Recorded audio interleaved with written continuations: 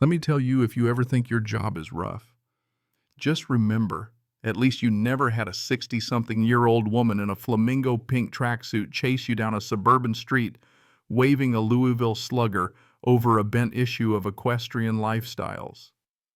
Yeah, that happened. And if you're still with me after that opening line, strap in, because this whole mess will make your local HOA drama look like amateur hour. So this was about 6 years back when I was still hauling mail for the USPS. Folks always act like being a mailman is the most straightforward gig on earth. You think your biggest worries will be an over-caffeinated golden retriever or maybe throwing your back out on circular day. You know, the day you lug a metric ton of junk mail up and down the block and start contemplating a career in interpretive dance because at least that'd be easier on your feet. What nobody hands you is a little blue handbook on what to do when you stumble headfirst into the kingdom of a suburban tyrant who's absolutely convinced she owns not just her patch of fescue, but your very soul. I landed on Route 27, what the old-timers called the Gilded Cage. All those big, identical mini mansions with lawns so green and perfect you'd swear there was a Photoshop filter for real life. Every new hire at the station wanted that route until they actually worked it for a week. Yeah, it looked cushy, but every house had some secret trap, and it was all ruled over by Queen Carol. No kidding, the guy I replaced, old S, a legend, who'd been wearing postal blues since stamps were a nickel, he pulled over under this monster oak tree on our last day together. He pointed with this hand that looked like it could crack walnuts straight at a mansion with a marble cherub peeing in a fountain out front. "That's the palace," he said, "and that over there is the queen. Carol, you keep your head down, don't make eye contact, just drop the mail and run." I laughed. I mean, come on, I grew up in a rough neighborhood. I'd seen way worse than a cranky old lady with garden club ambitions, right? Man, I was about to eat a big slice of humble pie. For the record, name's Marcus. And at that point, I just wanted to do my job, keep my paycheck and go home to my wife, Keisha, and our little girl, Maya. After getting laid off from my warehouse gig, this mail route was a godsend, stability, benefits, the whole 9 yards. All I wanted was to keep my head down and stay out of trouble. But with Carol, keeping your head down just gave her a better angle to take a swing at it. First few weeks, honestly not bad. Late spring in the Midwest is about as good as life gets for a mailman. The air smells like fresh-cut grass, the birds are singing. People wave from their porches, and the regulars start to become, well, not friends, but bright spots. There was this one house with a little free library out front.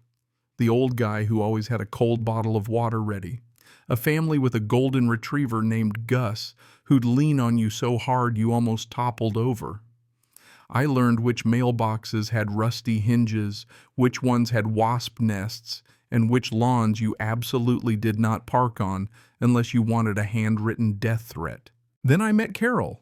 Or more specifically, I met her mailbox, this fancy black iron thing, mounted on a brick column. She got a lot of mail, and one day I had to fold a thick magazine just a bit to fit it in.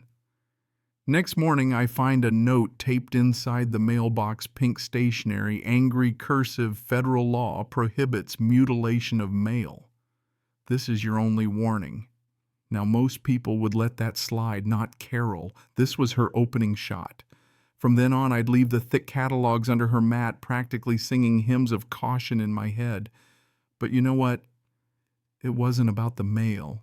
It never was. It was about power. This neighborhood was her kingdom, and I was a peasant who hadn't bowed low enough. Next round, the LLV. Our mail trucks are loud, ugly, and leak like they're trying to water the streets. To make the turn in her cul-de-sac, you gotta roll a tire half an inch onto her lawn. Everybody did it, but not with Carol watching.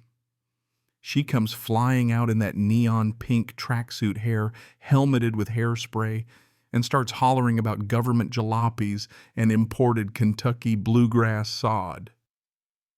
I apologized. She didn't care. From then on, I parked down the street and hoofed the mail to her and 4 other houses, adding 10 minutes to my day. You'd think that'd be the end of it. You'd be wrong. After that, the real show began. She started watching me.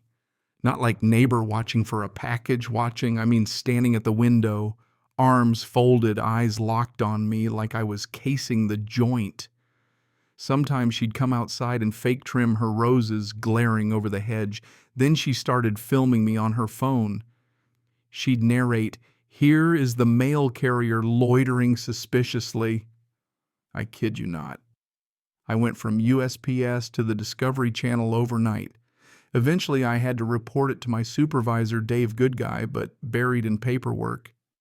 He just sighed and said, "Yeah, we've got a file on her an inch thick. Just keep it professional. Dot your I's, cross your T's." That was Carol's superpower, making you paranoid.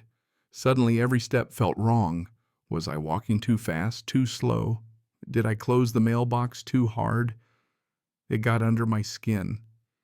And soon the whispers turned into something uglier. I was the only black carrier on that side of town, and Carol started using words in her complaints like unauthorized person on property or casing the neighborhood. Subtle but not subtle. You know, she filed a complaint after I hand-delivered a missorted package claiming I was loitering suspiciously. Even though my scanner logs backed me up, it still went in my file. That's the game. Accusation leaves a stain, even if it's baseless. All this over what, some magazines and a mailbox. But for me, this job was a lifeline. After losing my last one, it put food on my table, kept a roof over Maya's head, let Keisha sleep at night. So yeah, I started documenting every single thing. Notes, phone calls, the time she filmed me. I kept a notebook in the LLV building, a case, even if I didn't know what for yet. Then the day came when she finally snapped. The morning started normal, but as I was delivering to a sweet old lady named Mrs. Gable and her ancient Shih Tzu, Princess Fluffy Butt. Yes, really. Carol stormed over, shrieking that I was antagonizing the dog. Mrs. Gable poked her head out, looking confused. The poor dog, terrified, hid behind my legs. Carol accused me of provoking a vicious animal and started filming again, threatening to report me.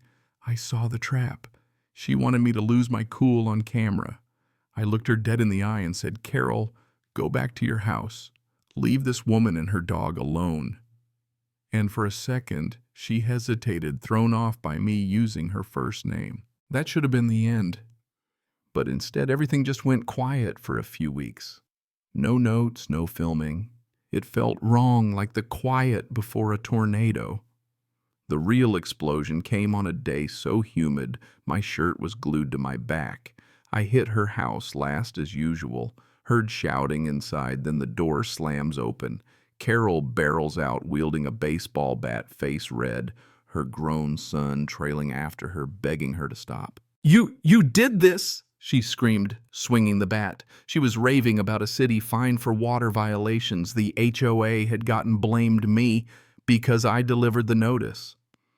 She chased me down the driveway. Her son tackled her just as she was about to swing at my head, broke his arm in the process. Cops, neighbors, chaos. The police saw my uniform, saw the scattered mail, and immediately called in the postal inspectors. Assaulting a mail carrier. That's a federal crime. The investigation was thorough. My notes. Dave's file of her endless complaints and the neighbors' stories all painted the same picture. Carol was a bully, not a victim. The most damning part, her own son testified against her, said he'd had to stop her or she would have killed me. The jury took 2 hours guilty on all counts. Judge gave her 3 years in federal prison. You should have seen her face when that sentence dropped. The queen of the HOA dethroned and exiled. After all that, I got a decent settlement from the union lawsuit. Paid off our house, started a college fund for Maya. Keisha and I finally opened the little coffee shop and bookstore we'd always dreamed of, the daily grind. Life was good. For a while, anyway. Then about 2 years later, I get a call from Carol's son, Todd. She's getting out Marcus. Prison made her worse. She's coming home and she blames you. Sure enough, Carol's campaign of misery restarted. She left one-star reviews for our cafe under fake names, called in health and fire inspectors, sent the IRS after us with anonymous tips. Each attack was meant to chip away at everything we'd built. And then she went nuclear, tried to plant live rats in our shop during a packed author event. Only this time we were ready. Thanks to Todd's warning, we set up hidden cameras, invited a local news crew, and streamed her busted live on a giant projector for everyone to see. She panicked, rats went everywhere. The news cameras caught it all. The cops were waiting outside and took her away. That video went viral. Rat attack Karen foiled by livestream trended for a week. We leaned into it, sold I Survived the Rat Apocalypse t-shirts, business boomed. And Carol finally got the help she really needed in a psychiatric facility. Her kingdom shrank to a single padded room. Now some nights I wipe down the counter, smell the coffee and old books, and think about how close I came to losing everything to one person's hate. But I also remember her spinning in circles covered in rats while a little old lady beat the floor with a hardcover mystery novel. And man, if that ain't justice, I don't know what is. So what do you think? Was it karma, or did we just finally out crazy the craziest person on the block? Ever had a neighbor from hell try to take you down? Drop a comment. Tell me your story, or just tell me what city you're watching from. And hey, if you hate Karens, you know what to do, like subscribe and keep fighting the good fight.